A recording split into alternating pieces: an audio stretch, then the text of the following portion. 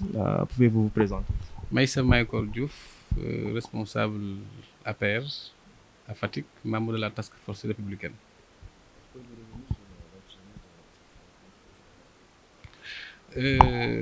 Bon, comme vous le savez, hein, depuis quelque temps, notre pays fait l'objet d'attaques de groupes qui ont des intentions non propres. Et en tant que parti au pouvoir, donc nous avons mis en place une veille stratégique pour apprécier en temps réel la situation, mais également recueillir le maximum d'informations et faire face à ce que nous observons politiquement. Et bien entendu, il y a une solidarité agissante qui s'est manifestée au niveau du parti et de la coalition. Et ce qui fait que, voilà, chaque jour, et on est là, on surveille. D'autant plus que nous avons fait l'objet d'attaques très sévères, hein, de nos camarades de parti qui ont vu leurs maisons, leurs biens saccagés, brûlés. Et voilà, donc ce qui fait que c'est ça notre quotidien. On est là pour observer, pour dégager des stratégies, pour veiller et voilà, et positionner nos camarades avec des éléments de langage, voilà, pour que les Sénégalais soient édifiés sur la réalité actuellement qui prévaut au niveau du pays.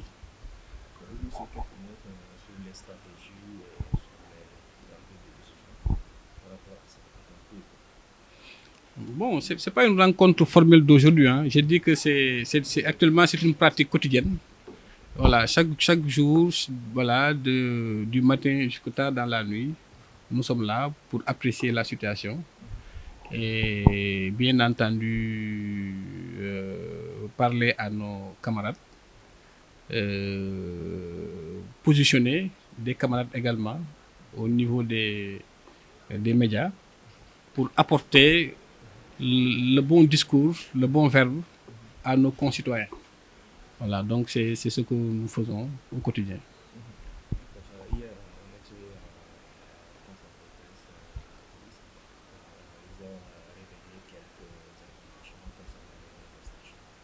Est-ce que vous avez vraiment comme je l'ai dit, ou bien est-ce que vous appréciez ces informations qui sont des révélations même venant de la police en montrant des images des manifestants qui ont des armes de guerre même? Oui.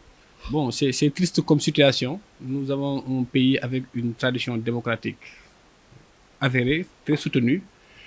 On a toujours eu des contradictions entre politiques dans ce pays. Mais malheureusement, ce que nous constatons depuis 2021, c'est une première dans ce pays. La violence a atteint son paroxysme. C'est du grand banditisme. Des biens d'autrui, des équipements marchands saccagés, voilà, des personnes physiques brutalisées, voilà, donc par un groupe de personnes appartenant à un parti bien défini, c'est catastrophique. Donc nous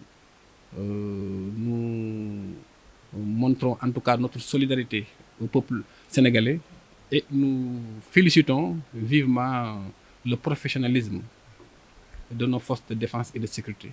Nous tous, nous l'avons vu, c'est réel, ce sont des forces occultes qui ont envahi Dakar et qui sont en train de faire du mal.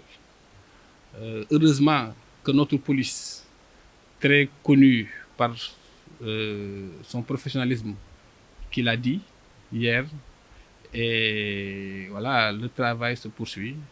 Je pense qu'il nous faut tous faire preuve de solidarité, partager les informations à temps pour que la police puisse poursuivre son travail et libérer les populations de ces brigands de premier chemin. Les leaders du F24 ont démenti tantôt dans ces propos venant de la police toujours.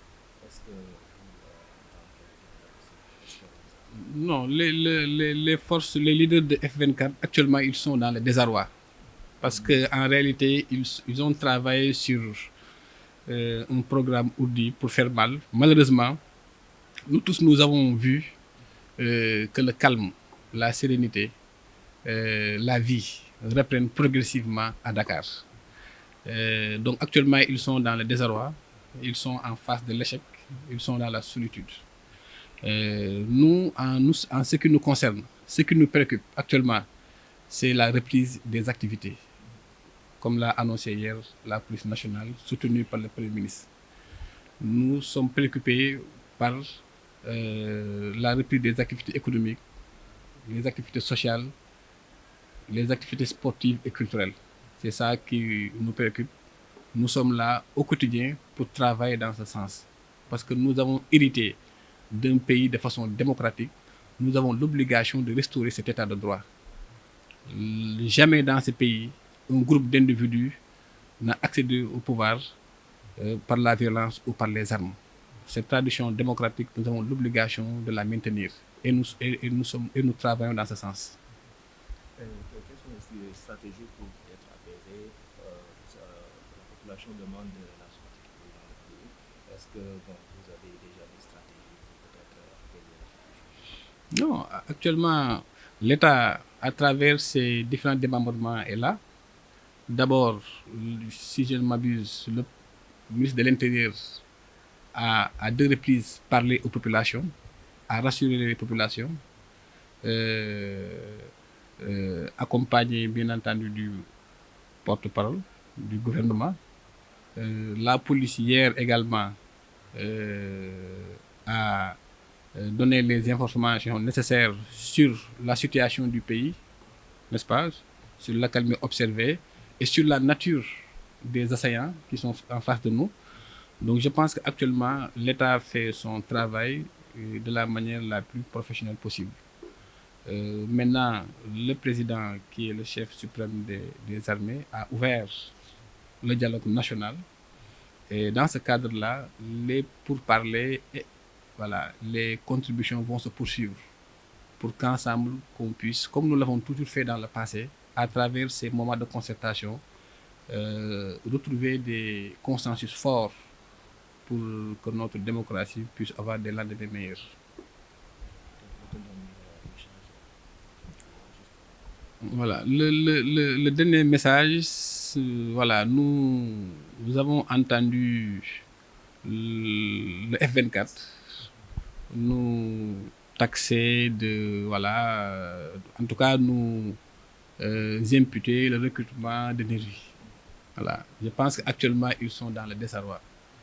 Nous tous, nous avons vu que ce sont les responsables de l'APR qui ont fait l'objet d'attaques, de saccage, de pillage, de vol de biens. Voilà. Et comme vous l'avez constaté, hein, sûrement à travers les images, il y a une solidarité, une mobilisation agissante au niveau du parti et de ses militants. Et bien entendu, les responsables ont aussi pris les devants pour quand même protéger leur famille, leurs biens. Et là, ce sont les militants qui manifestent même leur solidarité.